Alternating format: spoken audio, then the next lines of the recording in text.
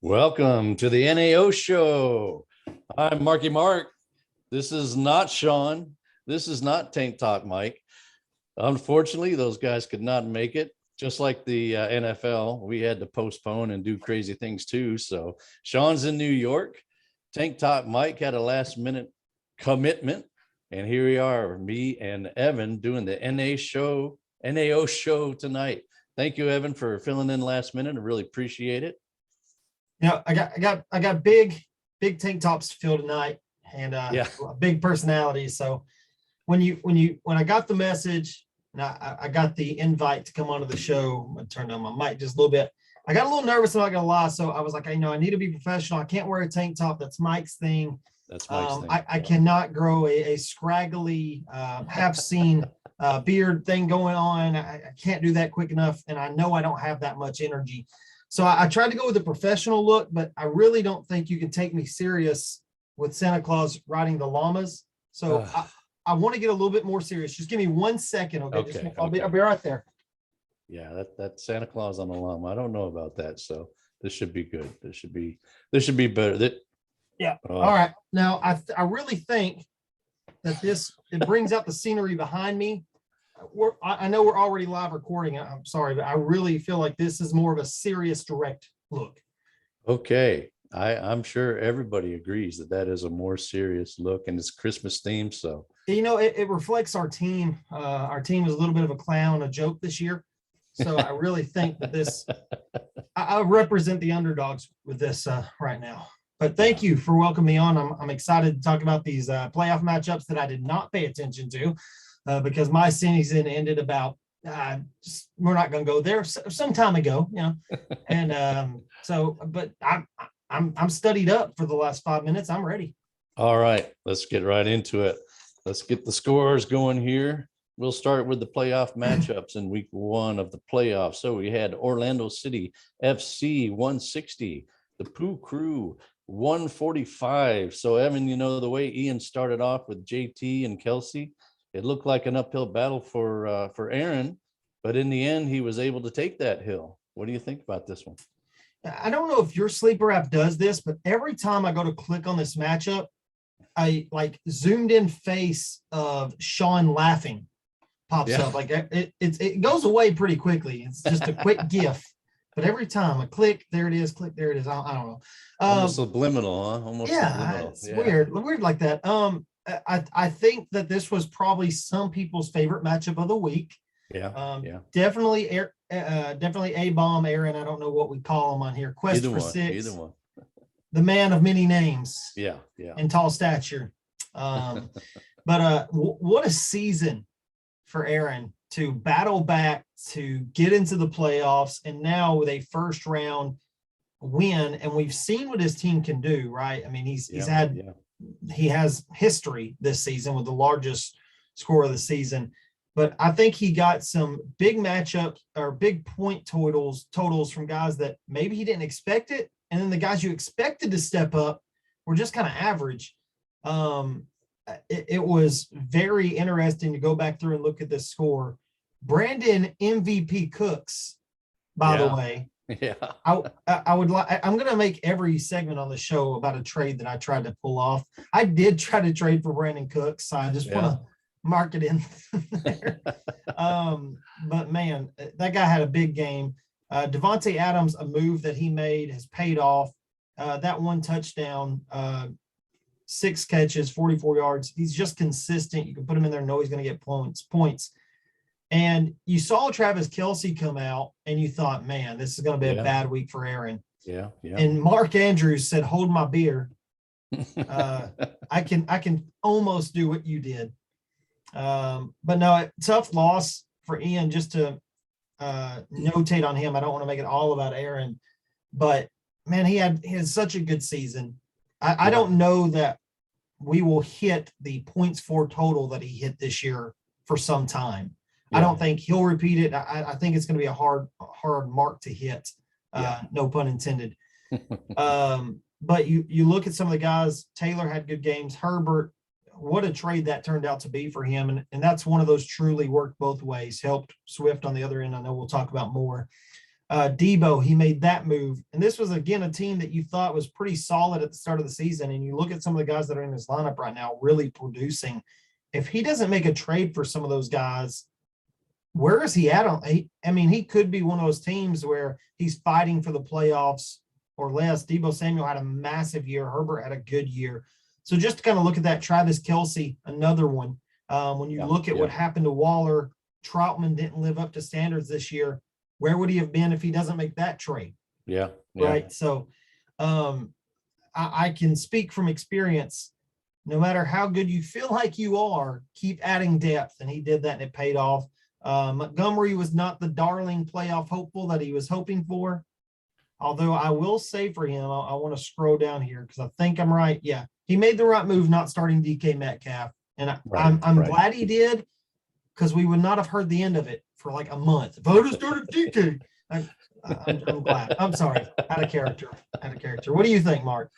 Now, Kelce hadn't been probably what he hoped most of the season, but I thought when Kelce put up that number, I thought, okay, well, this is what he traded for him for. He gets to this point and he gets this big game from Kelce. So I really thought that might put him over the top. But yeah, going into the Monday and Tuesday night games there with Cook kind of underperformed, Montgomery as well, not what they've been putting up for him. So that was a big difference there. And like I said, Mark Andrews kind of held serve at the tight end spot for A-Bomb.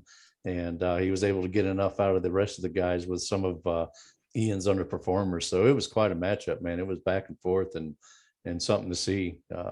I tell you that Kelce trade almost did put it over the top, and Sammy was good for him, but yeah, just some other underperformers. Even look at Deontay Johnson, he's been putting up better numbers than that every week, and that he was a little bit off. So he still put up 144 points, a good total, and could have beat the other two guys in the playoffs. Yeah, I'm sure that's nobody else has heard that this week. I'm sure. Right. One other thing I will say, because I'm looking through his lineup, I'm like, what could you have done different? And not just when you say that, you really have to look on it as what could you have done different reasonably? Like, what would you reasonably have started? Everybody's like, start Juwan Jennings because he scored a touchdown. Well, yeah, but you weren't going to start him over the guys he started. No, I will say TD dependent Higgins. Play on words there, did not perform. He also didn't score a touchdown. Yeah. I think the only argument you can make is St. Brown, and only because he had a good back-to-back weeks, although everybody else in Ian's lineup had as well, right? Yeah. But man, he was playing really well. He was playing the Arizona defense, so that's probably why he didn't start him. But he may have a future volume. He likes volume, and St. Brown's getting a lot of volume right now. So he may have a volume play in the future with St. Brown. But when you look at it, Aaron's team just came ready to perform. And there's some guys he could have played too that would have put it over the top. I mean, you look at his defense, had he started Pittsburgh's defense against the Titans. That's another big boost. So great playoff game. There was a stretch where it was 50% or 51-49 for a while. It was a fun one to kind of follow along.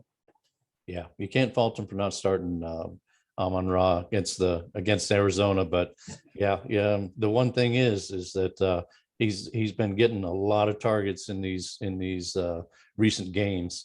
So maybe you go for that, but I don't know that I can fault him for not starting him over T. Higgins. But.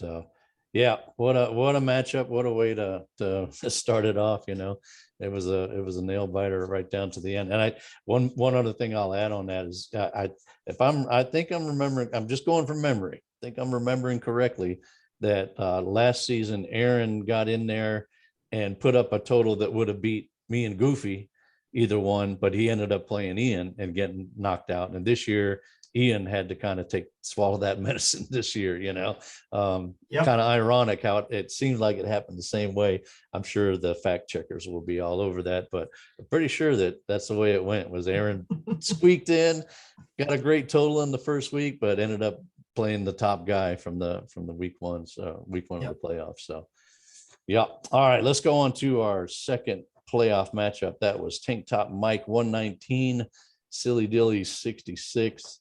It's kind of fitting that they played each other in a week where they were both kind of limping into this thing with the COVID and injuries and stuff like that. Tank Top Mike had just a little more firepower on his roster to get the win. So start us off on this one. Yeah, before I get into this one too much, I want to play a game with the league real quick. As you're listening to this, I want you to, from a scale of 1 to 10, what is the likelihood that Ian is not listening? And just drop the number 1 through 10 in the chat, because we got his game out of the way. He's probably stopped listening by now. And I just want to see him go, why is everybody just putting random numbers? And then we'll know that that's what happened. So 1 through 10, odds that Ian is no longer listening to the show, and that might be a fun one to play on later. So big second playoff match. I wondered if there was a scenario to where Silly Dilly and Galvanized Blue Steel were going to be playing in the championship game, and they will be playing in the playoffs, but it'll be for the third spot. Yeah. So I think that's interesting enough. You know, there's a lot of hate back and forth on Dilly and the run he's had. It's all in good fun, and he loves the trash talk. Mm-hmm. Loves it. But I got to give him credit, sticking to his guns, because there were several times he could have been like, you know what, I need to make another piece for another move and sell these guys that are performing really well. I mean, he probably got offers for Fournette, and he shut down on him. Probably got offers for Jacobs when he started getting the pass volume and cut on him. He made some good moves, and, you know, he made some moves that are going to help him long term, I think, even as well. I think Fournette and Jacobs probably have another season or more in them. Interesting situation in that Tampa backfield is the fact that Fournette, Jones, and Bernard are all free agents after this season. Right. So, you know, he could come back as the lone wolf there and really have that much bigger of a role. Yeah, but this Jones one was likely be gone. Yeah. Tank Top Mike ran away with this one late. It literally took till Tuesday. I'm sure he was sweating a few times, especially when Pittman got kicked out of the game. There were some moments in this one. This was when I watched because it was fun. You know, the league's going to freak out almost either way. And, you know, when Pittman gets kicked out of that game, I'm thinking, this is a big swing. Yeah. Oh, yeah. There's, you know, he still has Patriots playing that could play really well. And Henry kept doing that. And I just kept thinking, man, that's a big play. But then he had similar situations as well, right? Beckham really underperformed. And I think Beckham's values increased. I was listening to a podcast this week. Mark, I want to ask your opinion on this, because this one caught me off guard. It was Dynasty Nerds, and they were talking about off-season free agents and value. And the guy on there said, if Odell Beckham re-signs with the Rams, I would give up a first-round pick for Odell Beckham. Wow. That shocked me. And then everybody on the podcast agreed with him. So I would not give up a first round for Odell Beckham, but am I just wrong? I think his value has jumped, obviously, from where it was at. Yeah. But I mean, he made that move. It didn't look good. He lands in the right spot. What do you think? No, first round is a little steep at his age, and, you know, it's a small sampling there. He has looked better. He looks like he had a little more juice, a little more enthusiasm, we'll say.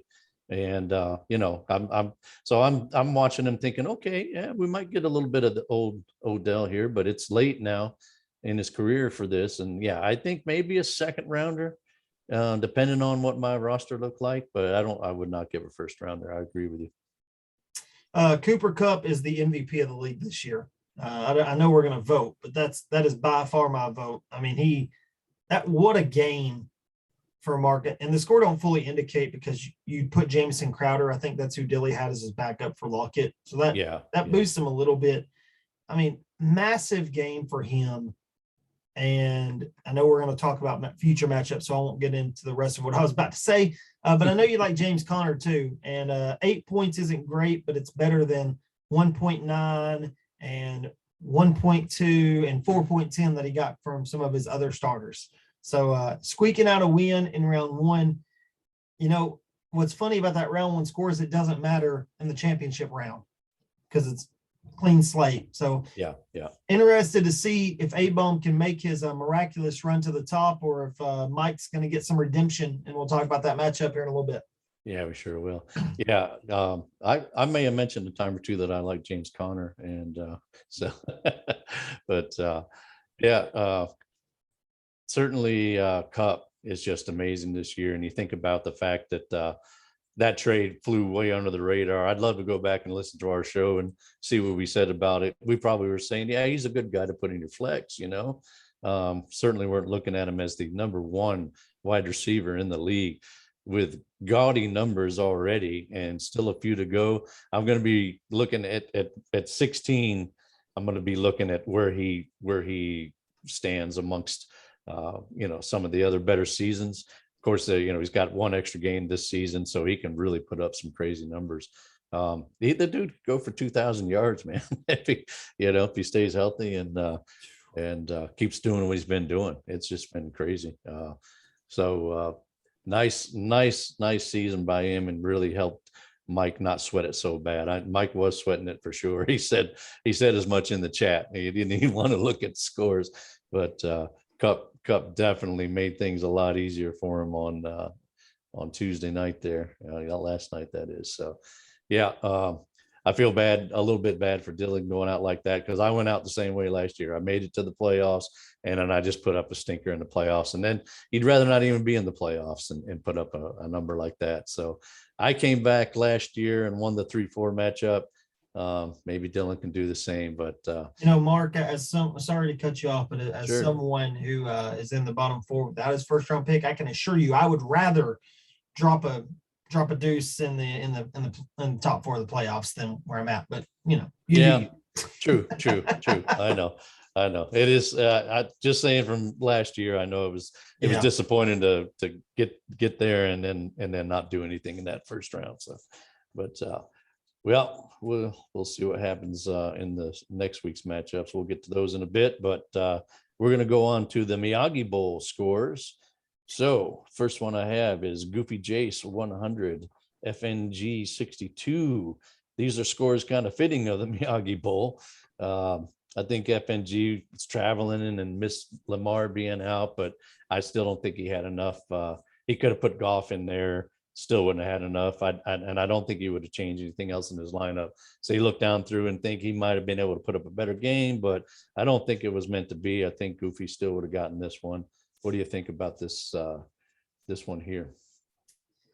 Man, Goofy's season has been what could have been. Yeah, for sure. He was on fire early in the season. Part of that was guys like Cordell Patterson and Mike Williams just completely shining. Rob Gronkowski before the injury, playing like tight end one. And it just kind of fell through. He played the wrong D Johnson. He played David Johnson. I think somebody else had Duke Johnson on their bench. Not to point fingers. Yeah. But no, I mean, he didn't have the other D Johnson. But you look through his roster, and I do like the move that Goofy made late in the season to acquire some picks, because now I look at his team and he's got some talent, he could go either way with. Mm-hmm. He could sell an Aaron Jones, Cordell Patterson, Keenan Allen in the offseason, load up on even more picks or young talent and take a short rebuilding season, I think. Mm-hmm. Or he could use those picks to fill in the holes and be right back to being a contender. So I think he has a lot of flexibility in what he could do. Does he have his first round pick? I'm sorry. Yes, he does. Okay. So now he's going to play for the first overall pick. He's going to be able to fill in that running back spot. If he does get rid of Patterson, or Freeman doesn't re-sign there. So that's going to be helpful. He also gets a guy that we've all kind of forgot about this year in Dobbins back in the offseason. So just getting ready to mention that. So I haven't forgotten. You have not forgot. I have not forgotten. Yeah, as somebody who tried to trade for him a few times, I have not forgotten about him either. Yeah. I think we all tried to trade for Dobbins. And I mentioned this to you in a chat earlier this week, and I think I've even mentioned it to FNG. I like what he did this season. Yeah. Yes, it was a down year, but having a down year by design is a whole lot better than having a down year by not. Right. Right. Godwin now out for the season, but it's not going to matter. Get him healthy for the off season, as he's going to be a free agent. I don't think it's going to be anything that it's a torn ACL. He should be able to come back for start of next year. Yeah. But Godwin and Cooper, James Robinson, Lamar Jackson are going to be building blocks. I think James Robinson is going to hold that role.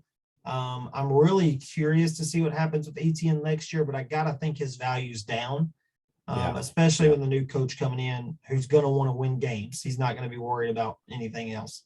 And that injury's tricky too. That Liz Frank, that's a tricky one. Yeah. So yeah, I think his value's down as well. Hunter Renfro, who was not picked up off waivers, to one of our You sure? guys that was not on the show. I've heard it a few times. It was on the internet. So I could have swore I heard that he was picked up off waivers, but I'll go with you. I'll go with what you got the computer screen in front of you. So I've heard it twice now on one of my favorite YouTube shows. So it might be true, actually. Yeah. We'll get our fact checkers on that one too. But I like that. I actually like Jared Goff. I think Goff, if he's the quarterback there again next year with some help, he was first few weeks of the season, he was putting up like QB1 numbers. Yeah, and I think if they get him some help, he can be a filling guy for Lamar Jackson. You could do worse there. Yeah. So I'm not going to break down his entire roster, but there is some pieces that I'm like, okay, you can do something. Brian Edwards, man, I wish I wouldn't have traded him now because he's the only receiver there. Yeah. Deshaun Jackson leaves in the offseason. There's a receiver there that's not, well, he's the only big-bodied receiver. Let me correct that. Yeah. Because there is Hunter Renfro, who's like 180 years old. I think he spent like 20 years in college. But, I mean, his value grew by the terrible misfortune that happened with another receiver that was in that room. Yeah, unfortunately. So there's some pieces to like there. And I think that he has the best two defenses dynasty-wise in the league. Mm-hmm. Arizona is young and talented, and they're going to keep building because they have so much on offense. And then you look at the Patriots, that should be renamed NE Bill Belichick defense. Like it don't matter. Yeah, very true. I really like both these teams. I know we're more supposed to be talking about the matchup. Goofy moves on. He gets to play for the first-round pick. Ty Broshan's still going to have 2 top 4 picks, so what does he care? And he's gonna. That's a really fun team to build. When you look at all the picks he has, I think that team, if you're somebody who likes trading, and likes maneuvering, it's going to be really interesting to see what he does with that team. He's going to have a lot of stabs at it. Yeah, I mean, he's sitting in a spot where we know how it gets during the draft. He can trade those picks away for players. He can make them where he wants to. He's really in a good position, and I think that was a really good analysis of his roster moving forward. He's definitely got something to work with there. So he's done I'll agree. He's done a good job. I saw, we'll talk about it more later, but looking at his draft picks, I saw a lot of blemming on there. I'm not sure what that blemming stands for exactly, but he's got a lot of those picks. Someone came and got a lot of his players and traded picks for us. There was 2 ranking sites that said that blemming team was supposed to be like top 4 and that was going to be a late pick. Yeah. They were wrong. Yeah. They were wrong. Oh yeah. Well, you guys were a boomer bust. You kind of like Aaron, who made the playoffs. He was a little boomer bust, but he made the playoffs. You guys are boomer bust and ended up on the downside of those standings. Oh man, 2nd year in a row too. All right, we'll move on. Moving on. Salt in the wound. Yeah, we'll move on to the second score from the Miyagi Bowl, which is Swamp Dick 131, Underdogs 88. So here we go again. We're trying to move on from it, but we're gonna have to talk about it again. So Ricky finally put together a good roster and score, and you guys had a lot of underachievers on your roster this week. So let's chronicle your pain a little bit more. Tell us about this one. You know, the most frustrating thing about this game was I couldn't even look at the score of the entire game because all I could think about is when we traded for Mike Evans before we traded him away, when we traded for him, we had the option. We could either send silly dillies first, or we could send humpbacks. Yeah. And he had been telling me all season, you need to get rid of that pick. It's going to be a late pick, and you get rid of that pick. So I'm thinking, I'm going to be a smart guy here. I'm going to move this pick, and look what. Okay, we're good. Look what's happened. So anyways, and there, I do want to mention some people laughed at the Foreman trade when he gave up a fifth or he gave up a fourth for a fifth in Foreman, and Foreman is going to help him through the Miyagi Bowl. And I know we don't have his first, but he has some of his other picks, so it's still going to help him. So that was kind of Foreman's revenge game, I guess. Singletary, who didn't look like the guy at all early in the season when we traded for Moss. It's like the complete curse game is what this is. Singletary is now the guy all of a sudden with 22 carries, which was huge. Big game for him. Christian Kirk is a guy that I keep going back to trades. I'm so sorry, Mark. That's all right. We didn't want Kirk when we were making the trade. We could have had Kirk instead of Myers. And we're like, no, guys, just, shot in the barrel, boom or bust. And of course he goes to Ricky's team and just hurts us in week 1 of the Miyagi Bowl. Yeah. Kyle Pitts, I think, is going to continue to grow. Josh Reynolds, I think it was fitting that he had a 15-point game for Ricky in this, because Ricky was the first one to believe in him. Yeah. Ricky traded Cooper Kupp and a third for Reynolds and Zach Moss. Yeah. So it took a while to pay off. Yeah. Yeah, it did. I believed in Reynolds when he first went there, but then when Julio Jones came along, I was like, okay, well, he's back to being their number 3 or 4 on the team, And now he's landed with Detroit and looks like they're number 2, but they're playing from behind. So he's got that work with golf, and it's working. Exactly. Boyd had a big game for him, was a player we traded him. So he had a good game. He played all the right players. I think the only other person he could have played was Amir Abdullah. I said he set a good roster this week and got a good score finally. He's been down, but it was good to see him back up there again, because that's what he was doing earlier in the season. I'm going to hand this off to you, but I need something. I need you to, that jersey you're wearing. Okay. Uh-huh. Then you go tell your boys, we're going to need some consistency here. Well, we're going to need more. Yeah. I'll tell you, it's concerning as a Cowboys fan. They haven't been putting anybody away. They've had some matchups, and you're thinking, wow, couldn't they done a little better? But I really think they just didn't have to do anything this week. I mean, Dak didn't have to do much to win that game. Even Elliott, even being banged up, had a decent game. Pollard came back in and did well. I was looking at the receivers, and in another league, I was starting Amari Cooper with a Dak stack. So I felt your pain, man. I had the same thing, and I went back, going through the box score. I was like, wow, he spread it around to a lot of guys. They just didn't have to do a lot. And that's what you get, Lamb with 8 points, and Dak with, you didn't even break 11. Yeah, I feel your pain there, man. But it's, they just didn't have to do much to win that game against the Giants. So, one thing I'll mention about this game, one thing I was excited or happy to see, I guess, glad to see Miles Sanders continue to get volume, do well. Yeah. But I knew he'd do well once I traded him away. Of course. I still believed in him. I think I told you, I believe in the talent, Another thing for us is I wanted Cole Kmet before this offseason.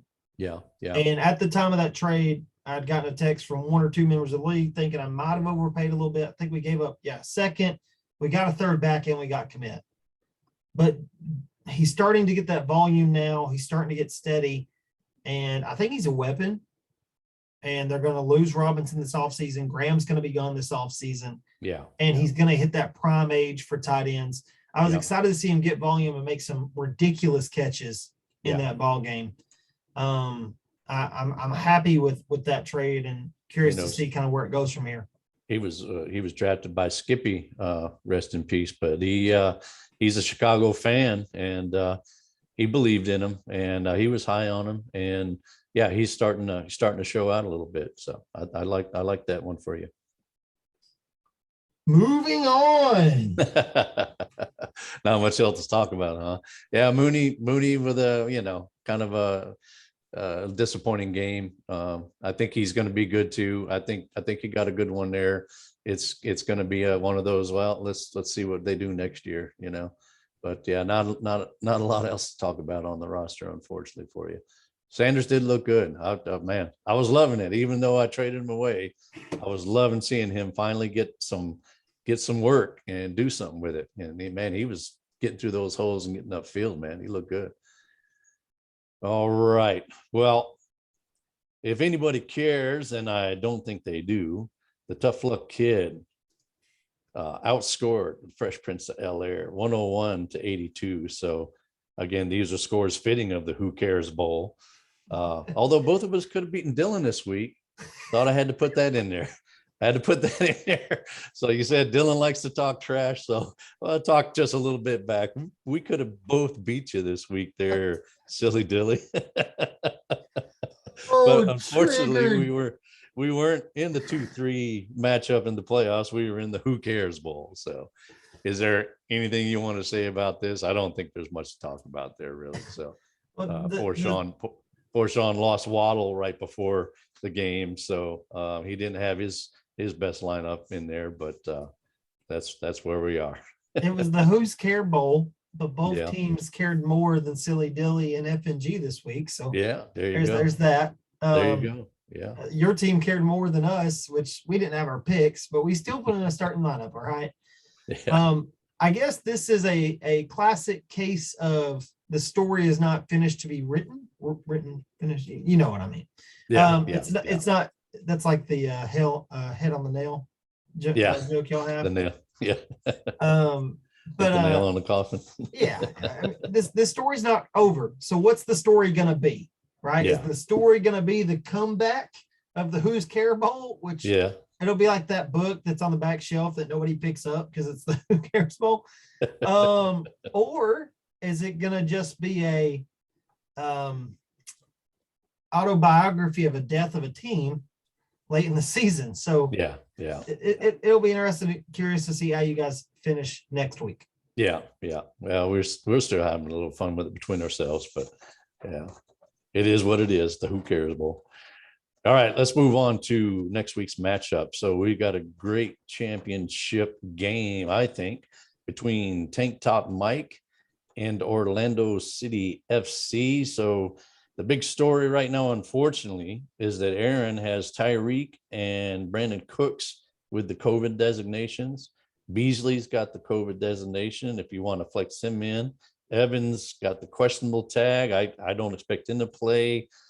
Not a lot on his bench to sub in. So that's unfortunately kind of the big story is that Aaron's going to struggle to put a lineup together, it looks like. Never say never. True, is the first thing I'll put. Projections mean absolutely nothing to me anymore. I think we were projected to win like 80-something +% of the games we were in this year. And obviously that you saw that turned out. So that's the first thing. Projections are nothing, right? We saw 3 players that Mike start preparing to start this week that performed under 5 points. So anything can happen. Yeah. That's the first thing. But when you look down this matchup, I do want to spend a little bit of time talking about it. It's what are you going to get in this late season COVID push? And it doesn't just affect the players you have in, it affects the defenses, right? Yeah. So the Chiefs right now are absolutely obliterated with COVID. I don't know if Mike has any Pittsburgh players, but if he did, that would be something you would look at, right? So Claypool on the bench right now. Yeah, you look at that. I mean, so the Texans, they just lost one of their best defensive players. That's directly going to affect how Eckler, if he does get to clear, how he plays. So you look back and forth on some of those things. I will say when I look at some of these matchups, you can look at them on either side and be like, oh, I really like that, or oh, I don't. I think the New England matchup against the Bills is going to be really interesting for this particular championship game because you have Josh Allen, who is going to have to face that defense, but also you need Diggs to do something. Right. it wouldn't be the first time we've seen a receiver outperform his quarterback in a matchup and it being the deciding factor. That happened to A-Bomb. He was on the other end of, or was on the better end of that with Hill outscoring Mahomes earlier this season. And that brings me to Mahomes and Hill. So now you have them. If Hill clears, which we've seen some guys, if they're vaccinated, they can clear in time to play. True. So this one's going to be fluid all the way up. I think Devontae Parker makes his return to the starting lineup this week for A-Bomb. Yeah. And that could be a good sign. Honestly, for this one, I just want to see it. I want to see both teams perform. I hope it for both of them. It's one of those things where if both teams score over 145, win, lose, or draw, you feel good at least that you were there and you performed, right? Yeah, right. If one team drops a goose egg, there's going to be one team dancing and one team being like, what could have been? So I hope that both teams can step up, play really well. But I mean, you hit the nail in the coffin or whatever it is. So there's not a lot of depth with COVID going around. Yeah, you hate that it's got to be a part of it, man. I hate that we have to sit here and talk about that. And I knew that, Eckler was questionable at it. I'm seeing the C by his name, and I'd forgotten that he'd been mentioned there. He's a little iffy if he's going to be on the COVID list or not. And you hate it. You hate to talk about that and think that they have to sub in guys that they wouldn't normally play in a championship game. Of course, everyone's dealing with it, and it's just unfortunate part of this season. And with this new variant coming out and being so contagious and hitting everybody. What was it? I think Ricky shared that there was 140 players or something like that. Did he say that had that? Omicron. Yeah, Omicron. So yeah, it's unfortunate. Looking at Aaron might get Kareem Hunt back off of COVID list. That could be somebody he could put in there.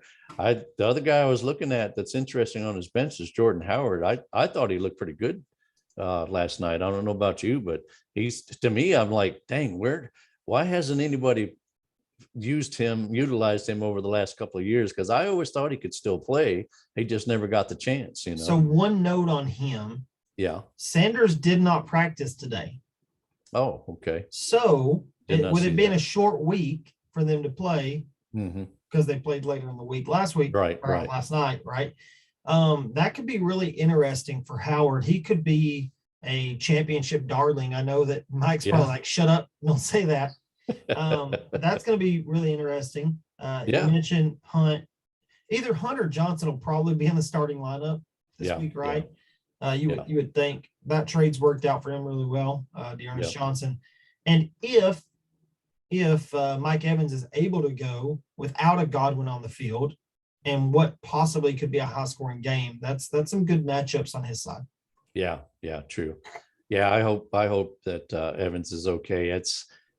He's had problems with the hamstring before, so I wouldn't bet a lot of money on him coming in and playing at a high level, but we'll see. We'll see how severe it is and how he goes through this week in practice. So I'm like you. I just hope that it's like a 15-round boxing match, and they're able to get in there and duke it out and both put up some good point totals. The question though that everybody is asking. Sorry, there's dogs barking.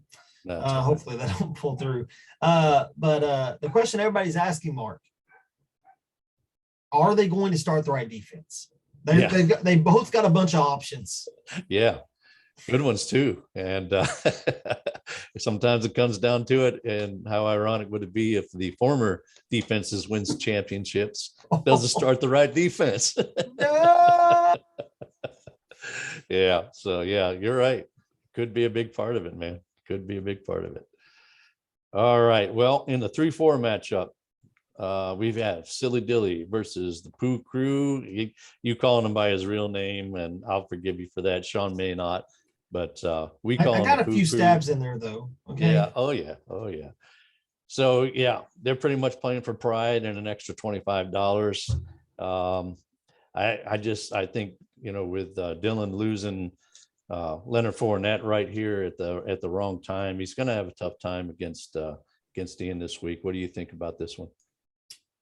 Does Dylan also have Ronald Jones though?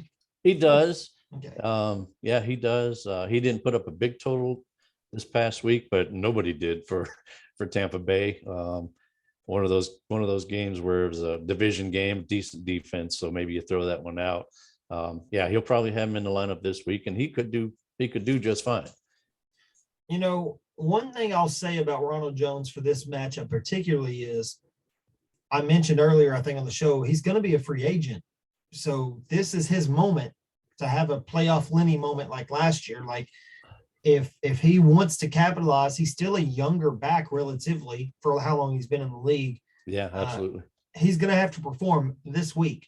Yeah. And if I'm Dilly, more than the win, I'm hoping Ronald Jones has a big week, because I want to capitalize on that. Either by maybe you believe in him and rock on, he lands in a good place by performing well and gets an opportunity, or you move him because somebody's like, that's what he can do. And that's what I remember him doing last year when he had the role, and you know how all that goes. Yeah. Oh yeah. Yeah. And I'm not saying either are wrong. I'm just saying. So I think he played 30% of the snaps last week. He scored 8 points. He can run the ball and he's quick. He's elusive. So I'm curious to see what he does. Where's the Damian Harris bet stand? He's RB 19 in standard right now. I don't know where he's at in our league. Gosh, I'd have to. You'd have to count the list. Let me see if I can click on him real quick. He's saying RB 25, and of course he might miss a game here with that hamstring. Week. Yeah, he missed last week. It's hard to say if he'll get in again this week. So I told Sean he might win on a technicality. So we didn't talk about injuries, so it's. Is the bet going to end week 16 when our season ends, or is it going to go all the way through the end of the year? It's basically I think it's fantasy where he finishes in fantasy, okay. Right? Because he's these numbers where they say he's RB 25 right now, that ends when fantasy season ends. So that would be it. But he's got to get back in the lineup for me to make good on that bet. So I think I earned a little bit of respect from Sean, because basically what happened was Sean was I mentioned something about, I got Damian Harris in this other league, and Sean was, he sucks, and so I'm like, what? Come on, man. So that's where it all started. I think he might give me a little bit of credit for saying, okay, yeah, you were a little more right on this than I was. He doesn't suck, but he still didn't make RB2, we're not going to go into the trade, but honestly, if it wasn't for Ramondre Stevenson, and that's the crazy part, like I would be looking back on that trade and be like, you know what? Yeah. But Ramondre Stevenson, who F&G has, by the way, forgot to mention that. He also has that piece. Yeah. That changes the value a little bit, but who could tell, right? So I do want to look at Ian's side of this really quick. And what I'll say is, I think more than anything, if I'm Ian this week, I don't care about third place. I don't care about an extra $25. This is dynasty. I don't want any of my guys going down with a major injury. Right. Because I'm trying to repeat next year, right? I'm trying to go back to the playoffs, not repeat third or fourth place. Don't care about that. Right. So I think as you watch this game, unfortunately, you can't bench your starters and not get hurt. Don't work that way. But I think as I'm watching that game, I'm more so interested to see, do I get out healthy this week and the next two playoffs, if that happens, and go from there. Right. Yeah. Well, and you see, he's got Kelsey ends up with a COVID designation right now. He's got to hope that Waller gets back in there. Like I said, where would he have been without Kelsey in that trade? And we'll kind of see that this week here. But I'm with you there. It's about getting through and having these guys to make that run again next year. So it's going to be a little bit of an interesting matchup there. See what they do with it. If he doesn't have Kelsey in there, that could make a difference though. And maybe Dylan can get away with one. All right, let's talk about the Miyagi Bowl. In the battle for picks 1 and 2, we have Swamp Dick versus Goofy Jace. Spoiler alert, Goofy has Ricky's pick. So he's already guaranteed picks 1 and 2 in the 2022 draft. I know that feeling very well. That was Yeah. us last year. Yeah. And if you're goofy, you're doing a little jig, a little dance, a little hop, skip, and a jump. Yeah, he won the one he's got to win. This one doesn't really matter so much. So man. kind of took the anticipation out of it for us. But what do you got for observations on this one? Not much to talk about, really. No, there's not much to talk about, but I'm glad you pointed that out because I forgot.